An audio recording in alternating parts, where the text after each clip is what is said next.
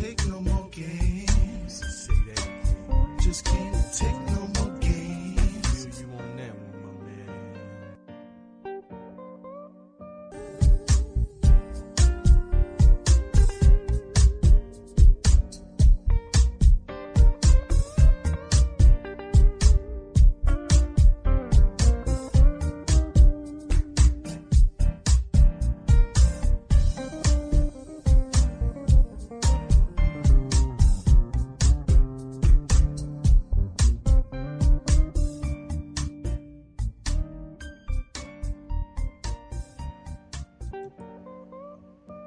Okay, Friday edition of the After Show. Got Wink of Justice with you. Wink over here on the East Coast. And Justice on the west coast of the contiguous United States of America. It is Angle of Repose Friday. This is the angle in which you should be in your Barca Lounger reading Wallace Stegner's Angle of Repose. And if you're not, well, you ought to be. Well, Wink, how are you doing? Not bad, not bad. It is 67 degrees, going up to about 72, 73. So it's going to be on the cooler side, but it's a nice day out there. It's mostly sunny, so we'll take that. Reminder, get the chat. And no mowing lawn today. I already got that done, so yeah. Reminder, get the chat. Just go to netrootsradio.com. Scroll down the bottom of the page, and on the right-hand side of the bottom of the page, there is a link to the chat. So click that. Join us there. And also at the bottom of the homepage there, to the leftish of the chat room link, are the contribute donate buttons, and thank you for your generosity on that. It is how we pay the bills, so we appreciate that grandly. And after show podcasts can be had by way of Spreaker. That is the raw data file. Wink posts that sometime shortly after the show, and then later on the perfected daily file, the PDF, will appear on Podbean, iTunes, TuneIn, and wherever fine podcasts can be found. Yes. Yay.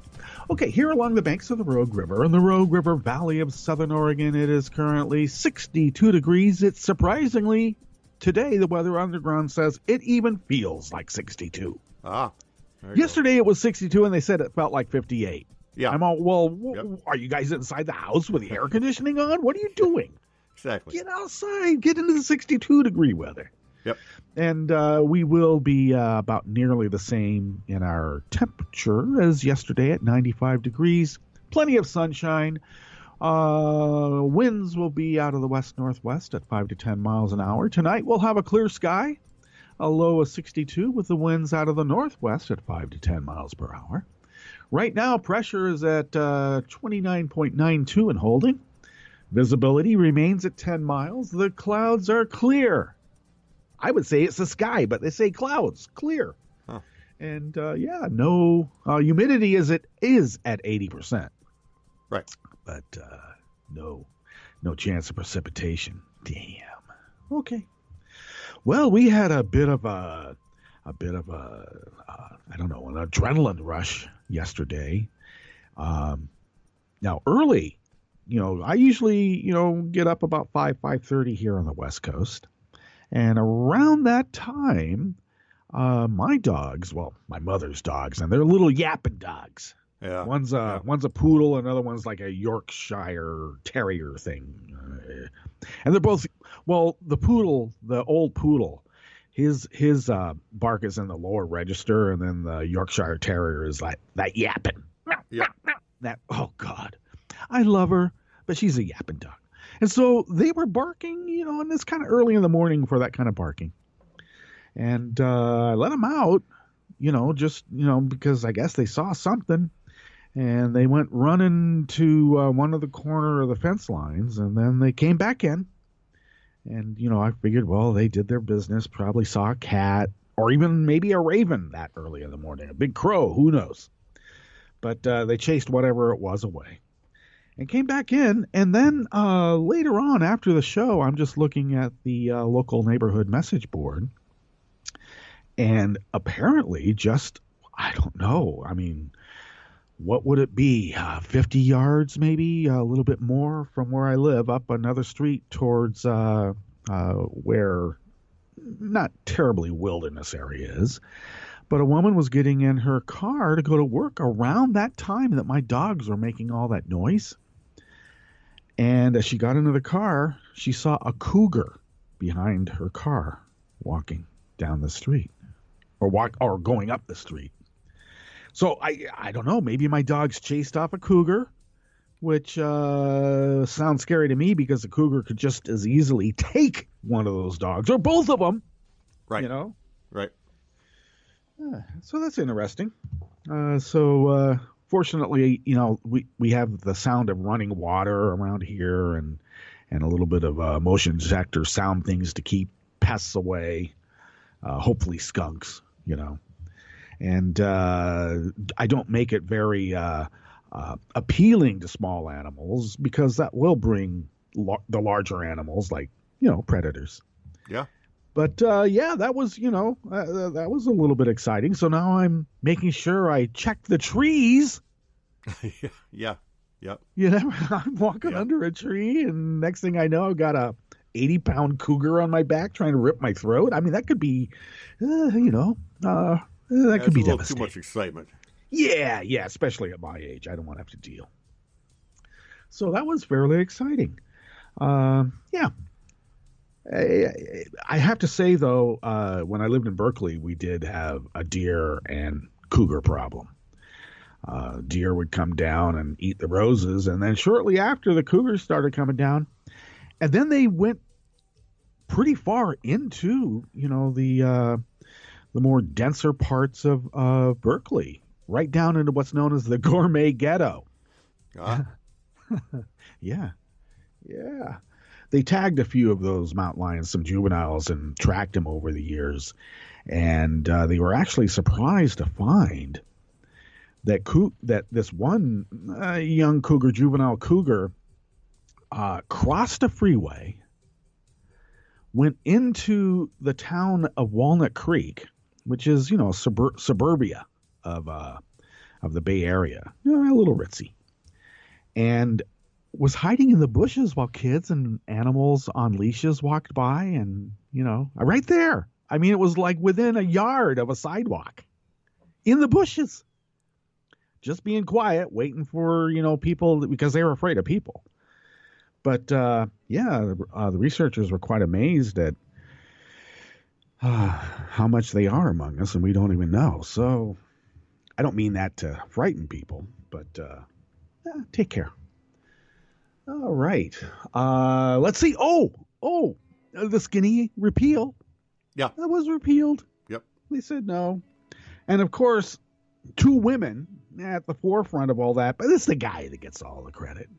That's what it usually is. McCain is now the hero. Collins and Murkowski, they were just there.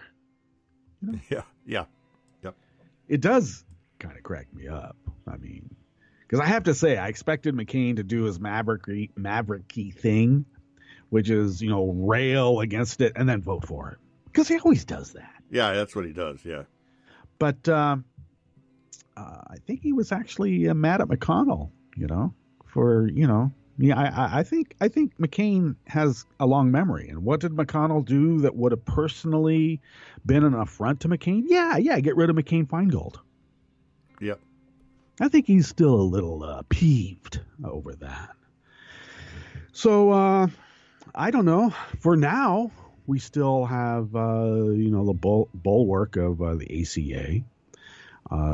The Russian operative in the Oval Office is down and determined by, I don't know, royal fiat. Just stop funding. I had no idea the president held the purse strings of the American economy. I thought that was Congress's job. But apparently he can, withhold funds from whoever he wants, and then they're made to suffer. Well, so that's good. I mean, I stayed up late watching it. It was quite exciting. And I have to admit, there was a little bit when McCain looked McConnell in the eye, when his name was called for the vote. He was right there standing right by the recorder's dais there thing, and McConnell's, standing across the floor a little bit to where the seating kind of curves somewhat. And McCain's looking him dead in the eye while his name is called. And then he turns quickly to the recorder and says, no. Yeah. That was, I don't know, that was kind of exciting. Yeah. Well. We should get on this. These are the issues that we are attending to today. And they are the Dallas Cowboys release a player who was wrongly accused of shoplifting, while keeping over a dozen players recently convicted on weapons charges, domestic abuse, and DUIs. There you go. We gotta have the Now more hardcore. they released him when he had been accused of this crime. Right. And it turns out somebody else was using his name. Say, oh yeah, I'm this guy in another state. Right. But they got rid of him anyway because they can't have that image. Right. So I don't know, but domestic abusers, weapons charges, DUIs. Hey, that's what football players do apparently. Yeah. All right. Being accused of shoplifting. Accused? Maybe it was because he was only accused and he actually didn't do it. Maybe if he had actually done it, he'd still be on the team. Yeah, he'd be all right. He'd be on the team. Yeah. That's what it is. They don't want that image. Right. Somebody was only simply accused? You mean he's innocent? We don't play innocent people. Yeah. All right. A Kansas SWAT raid over tea leaves and tomato plants outrages a panel of federal judges. Surprising, I was actually looking back in our show note archives. And we reported on this raid when it happened. And the people worked their way up the court system trying to, redress their government. And well, they should.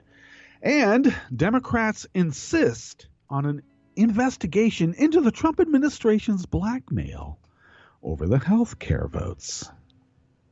So we don't do what happened to Murkowski and gosh, all of a sudden I'm forgetting the other senator's name up there in Alaska and others. We don't do the kinds of things that happened to Heller. Right. But they do actually take part in that kind of behavior. Guess where? Yeah, that's right, Russia. So I don't know. Where did he learn it? You tell me. I'm saying it's in the Kremlin, the FSB crash course on American government. Well, on the last half of Friday, it is the Friday News Dump and Recycling Center. News that has been repurposed with a purpose. Well, speaking of Russians, Facebook reported to U.S. officials they found evidence of Russians spying on the French elections. And actually, as we remember, so did the French. And they took measures to prevent, the influence of that. Interesting. Whereas, I don't know, there's a political party that wholly embraced it. I wonder why. And, here it is. Trump is doing all he can to burst the coastal property bubble, as over 64% of Miami property owners are oblivious to the threat of sea level rise. Yep. I'm just going to buy into this coastal property and, God will be able to bequeath this to our great-great-great-grandkids. Yeah, what? Rubble underwater? I think that's going to impact the value of your property. Even before the great-great-grandkids, it might happen in, within your lifetime. Right. And you know what? Actuaries think that, it doesn't matter what, Zinke and Pruitt and, all the others say about sea level rise and climate. The actuaries are the ones, that say, hey, we're already seeing a problem with property value impact because of sea level rise. What are we going to do? Well, all that plus the Connect, Unite, Act Daily Codes community calendar and more. As you can tell, there's always more on the after show with that ever so fine fellow on the East Coast. His name is Wink, and this guy back over here on the West Coast. And my name is Justice, and we do this 5 days a week for an hour-ish in this particular specific and always peculiar tear in the fabric of space-time. Well, because who loves you, baby? Exactly. That's what I say. Exactly. Who loves you, baby? Okay. Oh, have you been making the rounds of the diners? Are people Oh, yeah. worried about losing their health care? Or as long as they get to kick brown and black people, Yeah, it's they don't okay care to about lose the their health health care care? as long as they can kick dirty liberals and hippies and I just wanted to make sure, because when and if it ever does come down to that, they're going to be whining like, well, what about my free stuff? You didn't say we're going to Eventually, take I away think, my free stuff, only the black and brown people's free stuff. Right. I haven't quite figured that out yet, I don't think. Yeah. Okay. Just want to make sure I understand correctly what's going on here. As long as they're kicking the hippies, it's all good. Oh. All right. I'm sorry. I'm trying to get this tab to come up, and for some reason wow, this is weird. I'm sorry. Just bear with me for a moment. For some reason. Oops. I just got rid of something. I didn't mean to do that. Okay. New tab. Oh, yeah. Sorry, Wink. Yep, no problem. Suddenly, the show notes that I had here wouldn't. Now what's happening? Not cooperating. I wonder if my my mouse is losing a charge already. Open. I'm sorry. I'm just trying to get things to happen here, and it's not really happening. Okay. Wow. Excuse me. I'll have to go over to the other computer. Just bear with me here one moment. Okay. Yeah, I don't know. All of a sudden, the mouse that I have isn't working on the... Yeah, it might be battery. Yeah. Yeah, already. Well, who knows how long the battery's been in there since... It's just packaging or whatever, of course, did I put a battery in? I don't know. No, I'm trying to open up a tab, but it won't open up... daily codes, for instance. Okay, Right. finally. I don't know. I just turned it on and off, and now it's starting to That happen. might be Okay. it. Yep. Yeah, which is also indicative of maybe a battery issue, so I'll deal with that later. Okay, so we're back here at Angular Repose Fridays, and now I can get to my links on the show notes. Dallas Cowboy player wrongly accused. Lindsey Gibbs, sports reporter at Think Progress, says this is not how you do accountability. Nope. This NFL offseason, like many NFL offseasons in recent memory, players for the Dallas Cowboys have been involved in a slew of off-the-field, quote, incidents. I always like that, incidents. On Monday, Jerry Jones' team decided it had finally had enough, announcing it had cut 30-year wide receiver Lucky Whitehead after learning there was a warrant for his arrest because he missed a court appearance related to a shoplifting charge. The only problem? The police announced the very next day that it was a case of mistaken identity. That's right. The one time the Cowboys take quick and definitive disciplinary action against one of their players for off-field misconduct, it's in response to a minor offense committed by a complete stranger in a city 1,300 miles away from Dallas. Yeah. Look, this whole situation is confounding.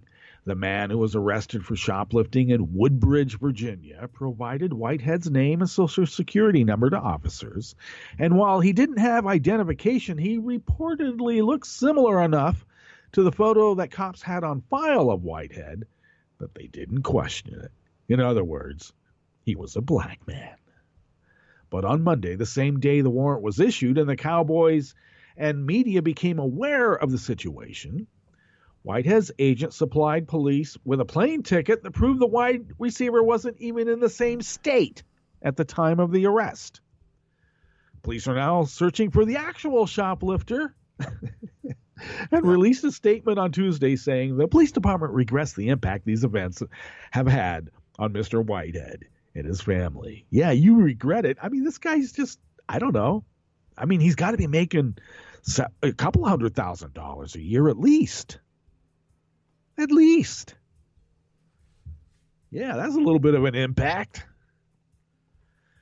Yep, but that apology is of little use to Whitehead, considering he's already lost his job and the Cowboys are showing no signs of going back on their decision. Tuesday, after practice, Garrett, who I guess is the player personnel guy. Yep. Or is he the coach? I don't know. Maybe he's the GM. Garrett did his best Marshawn Lynch impression. I'm only here so I don't get fined. Offering the same vague answer to every question about Whitehead. Here's a partial transcript provided by ESPN. And there's really no need to read the full thing. It just goes on and on and on, just like this. On whether he regrets Whitehead's being cut and whether he will address the team about the move, Garrett said, yesterday, we made a decision that was deemed to be in the best interest of the Dallas Cowboys. We're standing by that decision. We're going to move on. On whether the decision to cut Whitehead was based on the idea of the arrest, Garrett replied, yesterday, we made a decision we felt was the best interest of the Dallas Cowboys. We're going to stand by that decision. We are going to move on. On whether it is fair to Whitehead to say the same thing over and over, Garrett said then, it's the truth. We made a decision we felt was in the best interest of the Dallas Cowboys. On whether there are some people working for the Dallas Cowboys who are just too stupid to work for this team, Garrett replied, I'll stand by the statement that I made. We made a decision yesterday that we felt was in the best interest of the Dallas Cowboys. We're going to stand by that decision. We are going to move forward. Of course, on Monday, Garrett was a bit more transparent when he told reporters, we have built this team with great character guys, as a way to explain why the Cowboys immediately released Whitehead upon finding out there was a warrant for his arrest. But it seems that when it comes to the Cowboys, the phrase great character has great flexibility. The Cowboys still have multiple players on their team who have been involved in off-the-field, quote, incidents. According to the NFL player arrest database maintained by USA Today. I love that. They got a player arrest database. Nice. On July 4th, Cowboys linebacker Damian Wilson was charged with 2 counts of aggravated assault with a deadly weapon in Frisco, Texas, after brandishing a rifle at a man. On May 29th, Cowboys cornerback Nolan Carroll was arrested for a DUI. Yet both of those players remain on the team because they're great character guys. This week, Cowboy rookie cornerback Jordan Lewis was on trial for domestic violence in Michigan. He was found not guilty on Tuesday. But I don't know. Whitehead is just merely accused, an erroneous arrest warrant. They didn't wait for any conviction or decision that he was innocent. Star Cowboys running back Ezekiel Elliott has been dealing with legal trouble since his Cowboys career began last season. He is still under investigation for domestic violence, and this offseason alone, he grabbed a woman's breast during a St. Patrick's Day parade, was involved in a fight at a bar in Dallas that left one man with a broken nose, and was convicted of a misdemeanor after being caught driving 100 miles per hour, which is 30 miles over the speed limit. Well, he's appealing that conviction. Grabbing a woman's breast at a St. Patty's Day parade and breaking a guy's nose in a bar fight, yeah, but don't get. I can't. It's defaming me to say I got a speeding ticket. Yeah.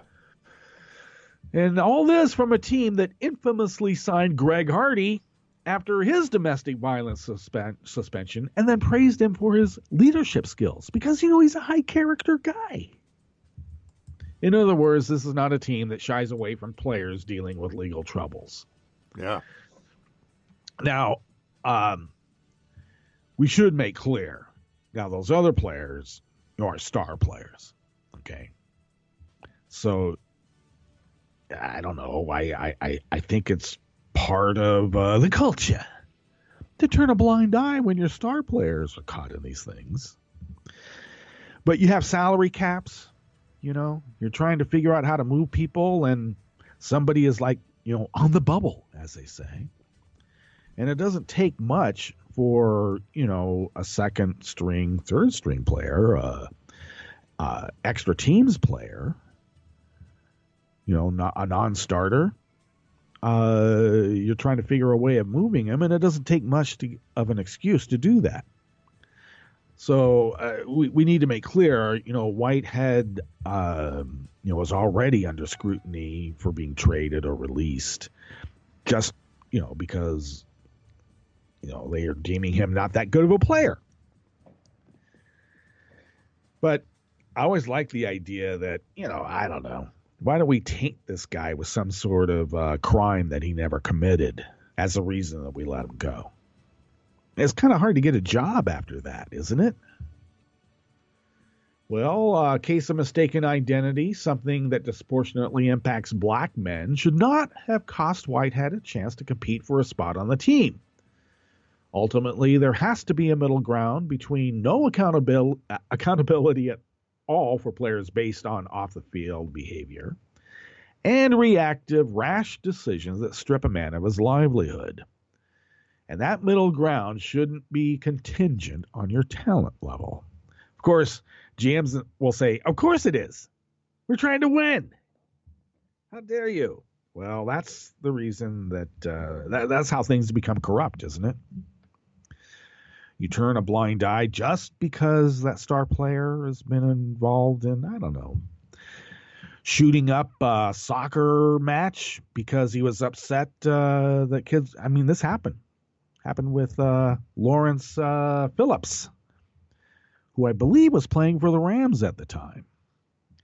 Was upset that a bunch of kids were playing soccer on a field that I guess he wanted to walk across or something, and shot up the place. He's still in jail. But, they let it go for a while. They kept letting that stuff go, and he bounced around with other teams. And now he's in jail. Okay, let's see here. All right. This is by John Parton, Courthouse News. A 10th Circuit panel had harsh words for officers that botched a drug raid on an innocent Kansas family that netted tea leaves in the family's tomato garden instead of cannabis. On April 20th of 2012, 7 heavily armed Johnson County Sheriff's officers conducted an early morning raid on the house of Adeline and Robert Hart, based on vegetative samples found in the couple's trash. It turns out those samples were tea leaves, and officers found a hydroponic tomato garden instead of cannabis. I should say that this article uses the M word, but we don't use it. The Networks Radio Style Manual highly suggests against using it because of its attendant racial connotations. So we use cannabis pot. I remember when everybody called it grass. Grass. Okay, the Hart sued the county for $7 million on unlawful search and seizure claims, which a federal judge tossed after finding the officers were entitled to qualified immunity. Isn't that lovely? Yep. On Tuesday, however, a 3-judge 10th Circuit Court panel disagreed, and Circuit Judge Carlos Lucero offered a sarcastic summary in the ruling of the mistakes made by the officers. Law-abiding tea drinkers and gardeners beware. One visit to a garden store and some loose tea leaves in your trash may subject you to an early morning SWAT-style raid, complete with battering ram, bulletproof vests, and assault rifles, Lucero wrote. Perhaps the officers were intentionally conduct the terrifying raid while your children are home, and keep the entire family under armed guard for 2.5 hours, while concerned residents of your quiet, family-oriented neighborhood wonder what nefarious crime you have committed. This is neither hyperbole nor metaphor. It is precisely what happened to the Hart family in the case before us on appeal. Now, prior to the raid, officers staked out a hydroponic store looking for possible suspects in an operation that would bust weed growers. That was on 4/20 of 2012. The annual holiday for cannabis aficionados. They spotted Robert Hart leaving the store where he'd bought a small bag of fertilizer for the family's tomato garden. Obviously, the behavior of a criminal, Wink. How dare he? Why doesn't he go to just like a regular nursery, huh? Hydroponics? Yeah. There you go. Well, Hartz didn't fit the profile of the typical neighborhood weed dealer. In fact, both were former CIA employees with high-level security clearances. Robert took on the role of a stay-at-home dad, while Adeline worked as an attorney. Lucero made note of the officer's lack of investigation into the couple before the raid. Now, the investigations of the Hart was nominal at best, despite believing the Hart had a cannabis grow operation somewhere in their home. The county officers did not conduct surveillance, check utility records, look for fans or other alterations typically used to conceal grow operations, or notice the tomato garden readily visible through the front-facing basement window. There is also no evidence, aside from the apparent discovery of a traffic ticket, that anyone at the police department even conducted a background check on the Hart family. Officers searched for the home for 2.5 hours, holding the couple and their 2 children against their will. When they couldn't find any drugs or paraphernalia, the officers suggested that the couple's teenage son may have a drug problem. And the field test used on the tea leaves turned out to have a 70% false positive rate. 70%. We've reported on this before about field drug test packets. Rarely identify whether, they identify the substance as being illegal, but the rate is like 70 to 80%. Nice. In a case of piling on, Circuit Judges Gregory Phillips and Nancy Moritz filed concurring opinions. Phillips said the officers prolonged the search beyond a reasonable time. Thus, a search, even under a valid warrant, becomes unreasonable when it's no longer supported by probable cause. That is the case here. The deputies searched thoroughly under the search warrant for any sign or remnant of a grow operation and found nothing. And nothing the deputies saw while securing the house gave them probable cause or even reasonable suspicion to believe the Harts even casually used cannabis. The Harts claimed that officers lied about the field test results showing the tea leaves tested positive for THC. Police failed to photograph the results and did not send samples to a lab for confirmation. Given the pressure to obtain warrants for the April 20 crackdown, and facts were not lost on the judges. I would find the Harts have made the required showing here, and that the deputies in turn have failed to dispel the existence of a genuine factual dispute, she wrote. I would further, and that's Moritz, the Judge Moritz, I would further find that the Harts' allegations of lying are sufficiently grounded in record evidence, and that same evidence creates a triable issue of fact as to whether the deputies lied about the field test results. Judge Lucero harshly criticized the sheriff's office for the entire operation, questioning the argument of probable cause. And he also added that the police operation was ill-conceived. The defendants in this case caused an unjustified governmental intrusion into the Harts' home based on nothing more than junk science, an incompetent investigation, and a publicity stunt. And the Fourth Amendment does not condone this conduct, and neither do I. The Harts' attorney, Cheryl Pilati, said the decision was a huge victory. The Harts are elated with the outcome of their appeal and delighted that this long-awaited day has arrived. And the appeals court obviously carefully scrutinized the large factual record. Indeed, they did. Okay, I should quickly go over this. All right. This is by Mark Hand out of Think Progress. Representative Raul M. Grijalva, a Democrat of Arizona, the top Democrat on the House Natural Resources Committee, plans to request a formal investigation into whether Interior Secretary Ryan Zinke threatened to pull projects from Alaska in retaliation for Senator Lisa Murkowski's vote on Tuesday against moving forward with a debate on health care legislation. Grijalva said Zinke's willingness to reportedly threaten Alaska in response to the senator's vote serves as, quote, an alarming sign of how far the administration's ethical standards have fallen and how irresponsible the Interior Department has become. Threatening to punish your rivals as political blackmail is something we'd see from the Kremlin, he said in a statement. Secretary Zinke's willingness to deliver these threats speaks volumes about his ethical standards and demonstrates that Interior's policy positions are up for political grabs rather than based on science or the public interest. Of course. All right, so this is interesting. Let's see if anybody else has signed on to this.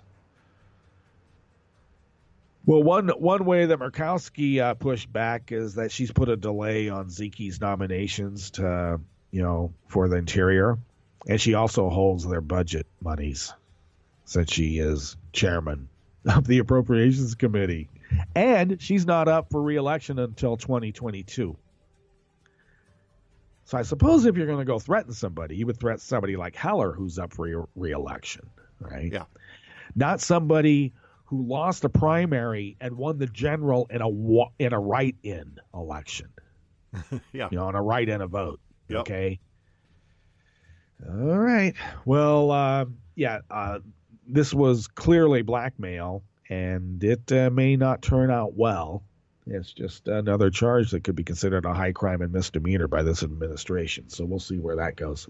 All right, let's get to our Jim Hightower break. We'll come back, go through the Connect, Unite, Act Daily Co's community calendar, and then the stories for the Friday News Dump and Recycling Center. You are listening to the After Show on Netroots Radio with Wink and Justice, and we will be right back. In addition to news, which involves reporting on real stuff, there's now fake news, stuff that's completely made up. But wait, the barons of corporate news are also adding to today's tumultuous state of journalism by putting out BS news, stuff they know is untrue but is reported because it advances their owner's political agenda. For example, the Washington Post, owned by Amazon CEO Jeff Bezos, who's a laissez-faire land promoter of privatizing government functions, keeps publishing a load of BS to denigrate our post offices. In an alarmist editorial, the paper declared the U.S. Postal Service continues to hemorrhage red ink. Embracing Bezos' privatization ideology, the editors grumped that postal unions have made our mail service outmoded and insolvent, running up, quote, a net loss of $5.6 billion last year. That is pure bovine excrement, and the editors know it. In fact, thanks to innovative and efficient postal workers, the mail agency racked up a $610 million operating profit last year and a $1.2 billion profit the year before. The $5 billion in red ink that the paper's propagandists pointed to is nothing but a bookkeeping hoax created by Congress to make people believe our post office is a hopeless money loser that must be privatized. In 2006, Congress manufactured an artificial loss for the Postal Service by decreeing that it pre-fund the health care costs of future retirees 75 years in advance. That includes retirees who are not even born yet. No other agency and no corporation, including Amazon, could survive if Congress added a $5 billion a year fictitious loss to their books. This is Jim Hightower saying, yet, in a shameful piece of BS journalism, the Washington Post intentionally ignored the true story. Need an antidote to the progressive blues? Want some good news about how grassroots folks are rebelling against the corporate powers and winning? Well, here's an easy-to-swallow pill for you, the Hightower Lowdown. Hightower's monthly newsletter will give you the lowdown, even as it lifts you up. It's 4 pages a month, jam-packed with facts you can use, actions you can take, and Jim's own Texas humor. All for only $15 a year. To become a lowdowner, go to hightowerlowdown.org.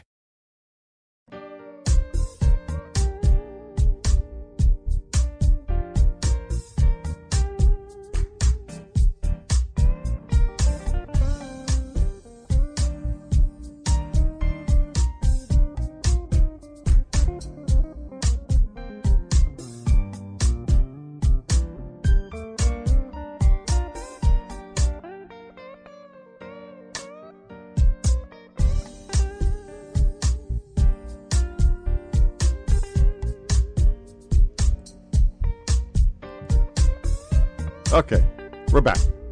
And indeed, we are back. Thank you for sticking with us. This is the After Show with Wink and Justice.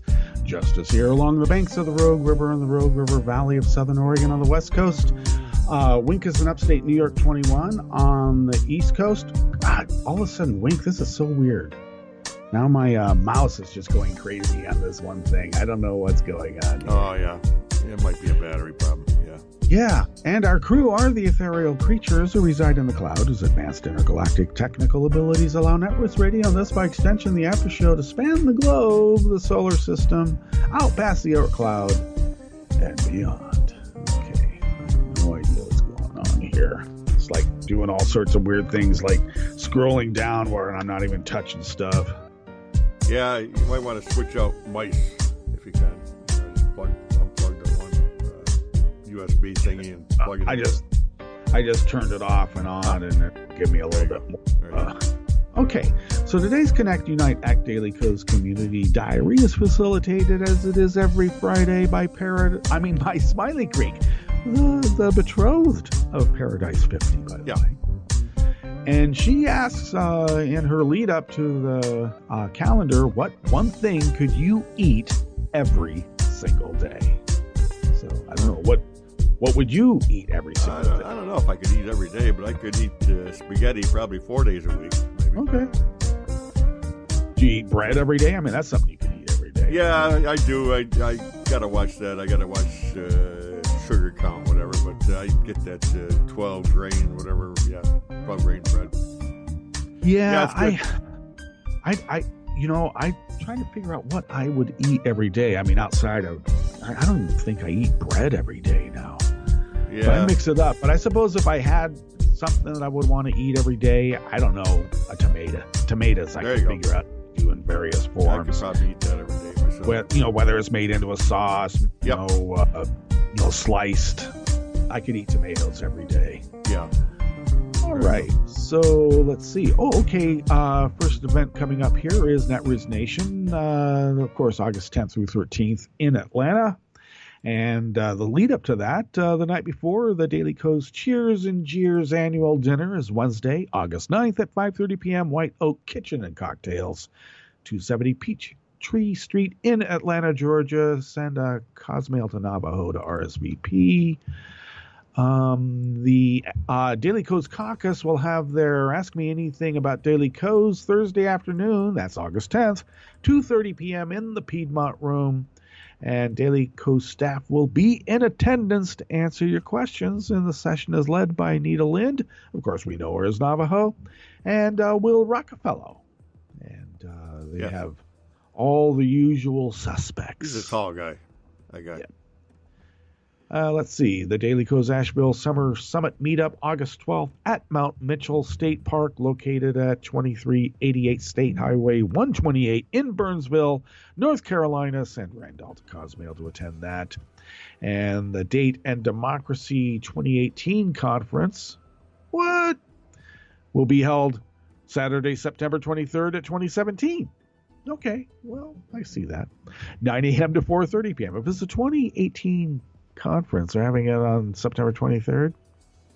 Maybe that's a typo. Regardless, once again, 9 a.m. to 4:30 p.m.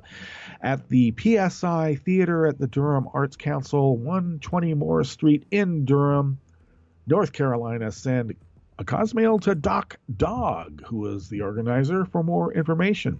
Of course, all links can be had at my Daily Coast Diary for the show notes, www.dailycoast.com/blog/Justice Putnam.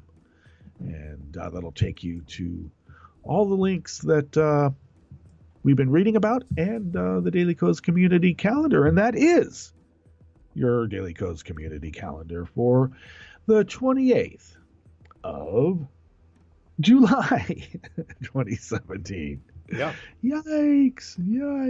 Yeah. Okay. Let's see if I can get back to this here now. All right. That looks like it might work for me here. Okay. Well, Facebook. They're right on it. This is Lauren C. Williams, tech reporter at Think Progress. Russian-linked accounts were created to spy on then French presidential candidate Emmanuel Macron. Yes, they were. Just months after Macron was elected France's president, evidence has surfaced of Russian tampering in his campaign, according to a Reuters report. Facebook told U.S. officials that Russian intelligence agents used fake Facebook accounts and personas to infiltrate Macron's campaign and others close to him during the election. But their efforts were apparently fruitless, Reuters reported that Facebook did not believe the accounts were able to get targets to download malware or share login information. I wonder why. Because the French were on it. Yeah. Sort of like vaccinating, You don't give the virus anywhere to go to. It's the herd, right? There's too many animals inoculated against the virus, the malware. They don't have anywhere to jump. There you go. Interesting, huh?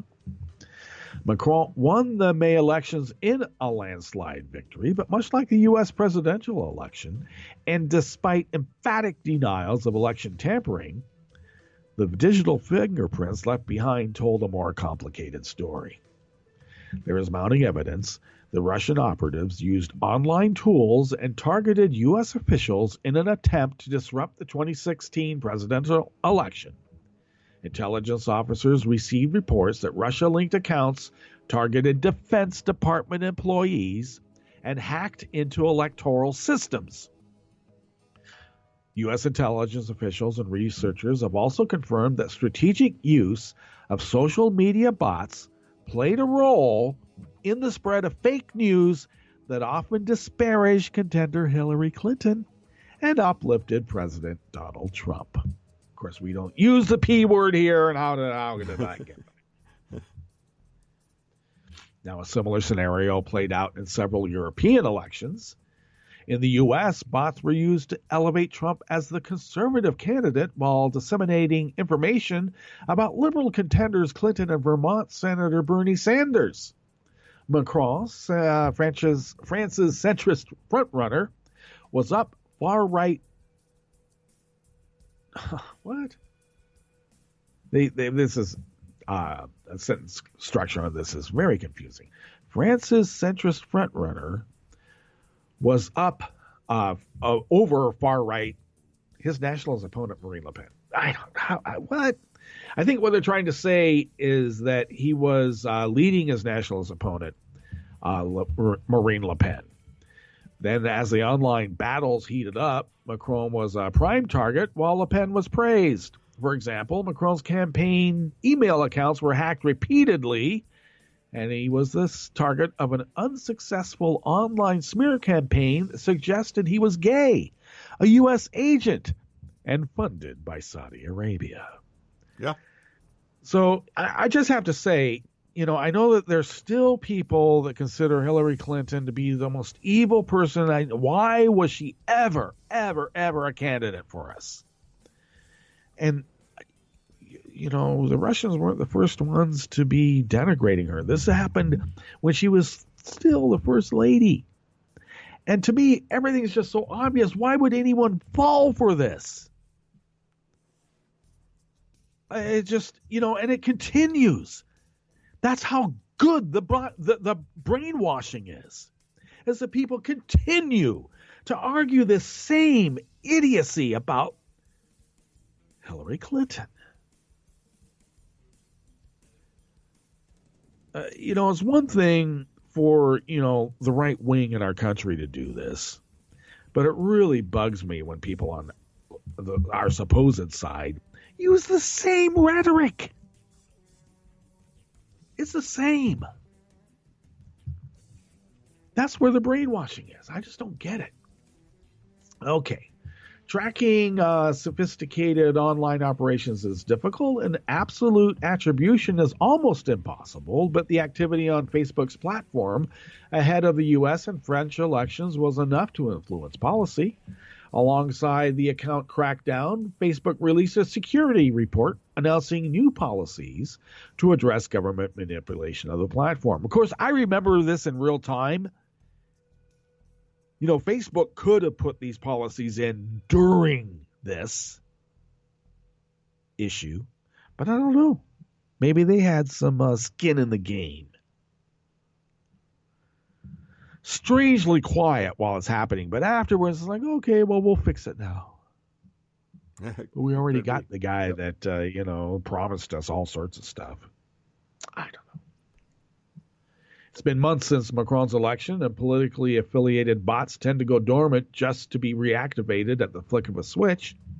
A recent study out of the University of Southern California found that there were 2 million bots dedicated to spreading fake news about Macron, and as many as 1 in 5 were used to attack Clinton in the U.S. election months before.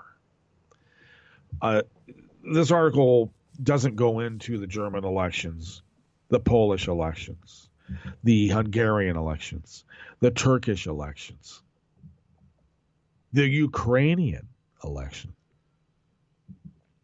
all under the same attacks as the United States and then France. Yep, that's the way it goes.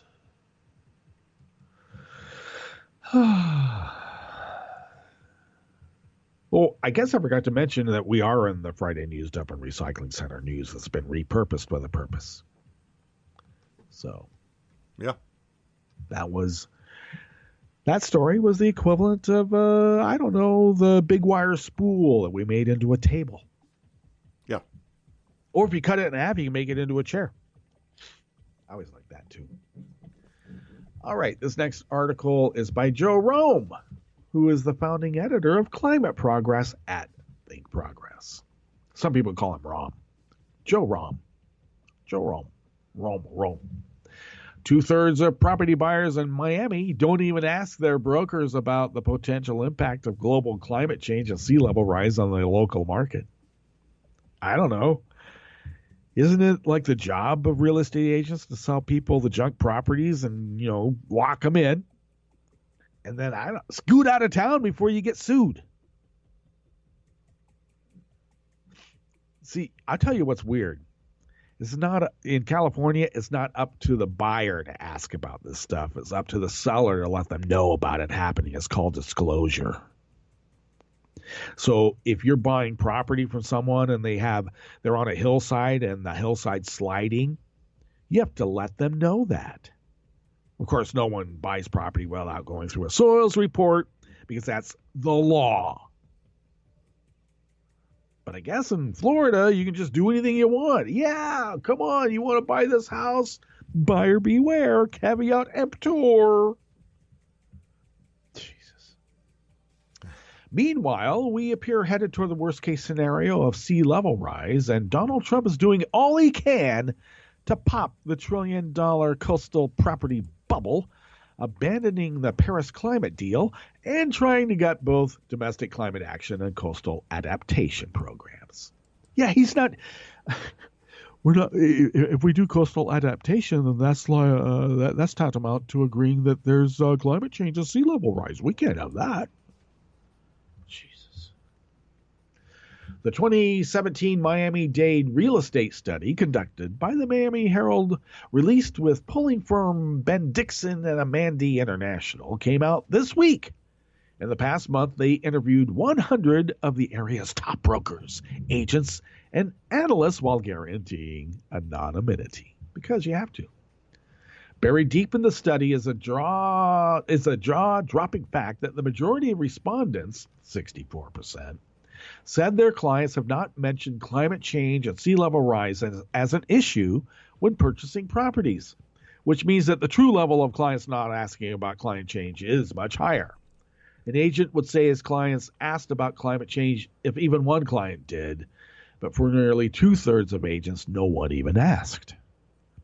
This is a stunning degree of obliviousness by homebuyers in a city where, as Bloomberg has explained, tidal flooding now predictably drenches inland streets even when the sun is out, thanks to the region's porous limestone bedrock. I don't know, maybe people want to float around on their streets in little dinghies. But this doesn't just stop at housing prices. You can't insure your car in that flood zone, Wink. Right. I don't know. Maybe Trump needs to issue some royal fiats decisions that these actuaries, better stop making it seem like we have climate change. Sam Piketty, the chief economist for mortgage giant Freddie Mac, warned a year ago that the coastal property bubble will burst sooner than expected. Some residents will cash out early and suffer minimal losses. Others will not be so lucky. And that could be why 59% of the agents said that they themselves are concerned about potential impact of global climate change and sea level rise on the local market. And it looks like when interviewing agents, 59% said yes and 40% said no. And then your clients mentioned this issue. Once again, 64 said no, and 36% said that yes, they had. But that's only if an agent said one. I mean, they could, an agent could have, hundreds of clients. And if one client said yes, they said yes. So, Now, last fall, the New York Times reported that nationally, median home prices in areas at high risk for flooding are still 4.5% below what they were 10 years ago, while home prices in low-risk areas are up almost 30% over the same period. I don't know. I guess maybe I don't want to live near the ocean unless I'm on high ground. And then even high ground might be, a sandy beach coming to erode your little foundation on your high ground. Yeah. Jesse Keenan, who is studying coastal property values, has begun to see evidence in survey data that middle-income people are leaving Miami Beach and other places with nuisance flooding that makes it difficult to get around at high tides or even insure a car. It's not out of the question that Miami Beach loses 20% of its population, and most of those people go to the mainland, Keenan told Scientific American. I'm talking about the next 20 years. Now, the entire country is facing a $1 trillion bubble in coastal property values, a Hindenburg inflated by U.S. taxpayers in the form of the National Flood Insurance Program. Nearly $1.25 trillion in coastal property is being covered at below market rates, a third of that in Florida. Even the conservative Cato Institute has called the program a subsidy to wealthy coastal homeowners. And the GOP says feature, not a bug. Jesus. Yeah. You can't let, a black kid have health insurance, Wink. But we got to subsidize wealthy people so that they can have their view on their coastal property. Exactly. The rate of sea level rise in South Florida has tripled since 26, according to a 2016 University of Miami study. The disintegration of the Greenland and Antarctic ice sheets is speeding up, increasing the chances we are headed for the worst-case scenario of sea level rise. I don't know, maybe it'll be Waterworld.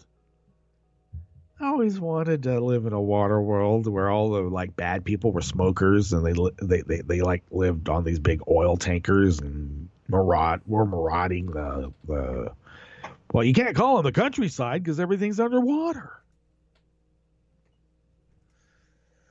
On top of all of this, Trump is working to thwart both domestic and global climate action while slashing funding for coastal adaptation programs and reassigned all the workers.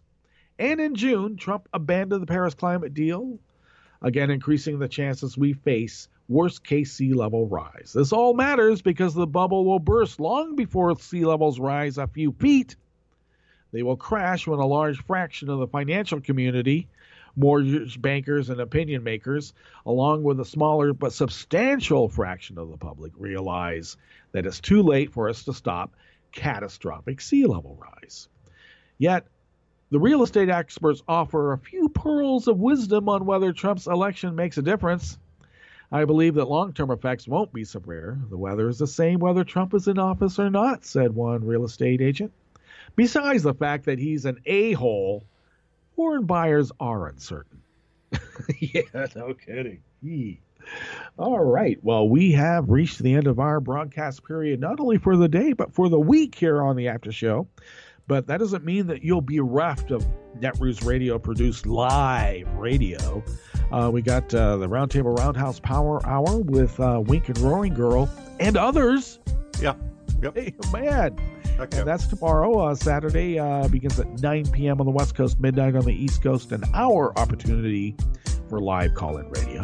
And then, of course, Jibber Your Jabber on Sunday with Wink.